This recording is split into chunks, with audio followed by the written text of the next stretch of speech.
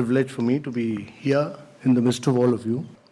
Great pleasure because I've been closely associated with all of you in the direct selling industry. My belief always has been that the direct selling industry adds hugely to economic activity.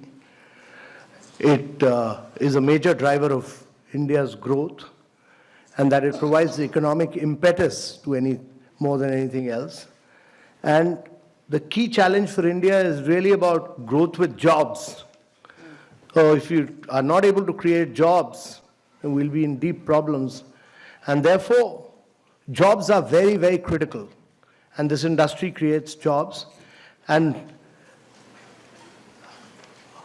important thing is that we need to create jobs for women. We need to create jobs for women because in India, the contribution of women to gross domestic product, that is our GDP, is only 17%.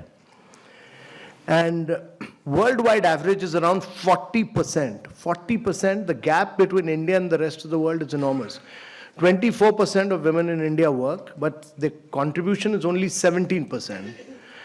And unless and until we don't, as a conscious policy, have gender parity, there is many more women to become economic drivers of growth, it will be very difficult for India to grow. And actually, if we are able to create gender parity, have 40% women working, we'll be adding $700 billion to India's GDP. Oh. So while we are growing at 7.6%, we need to grow at 9 to 10% per annum for 3 decades or more to be able to create jobs for a very young population. We are passing through a window of demographic transition, which rarely happens in history. Our population is very young. You know, the biggest social and economic transition that is taking place across the world is the fact that the population in Europe and America is getting older and older. The population in India is getting younger and younger, and it will keep getting younger till 2040. And therefore, if you have to reap this advantage, it can be a huge nightmare as well if you are not able to create jobs. So if you have to create jobs, there are only 2 ways. One is to push manufacturing in a very big way, and the other is to push direct selling.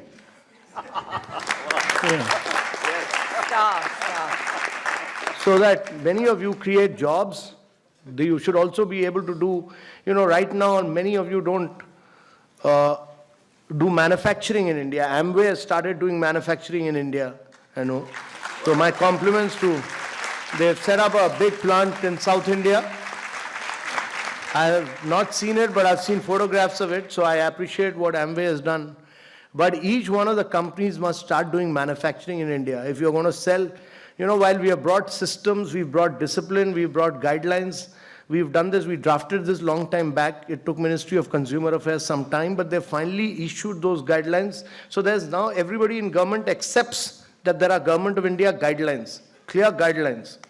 How you people are an integral part of now, that has given respectability.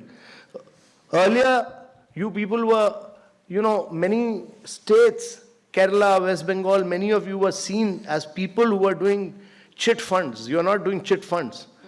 You are doing a very respectable profession. You are economic drivers of growth for India. So we respect that. And that has now been recognized.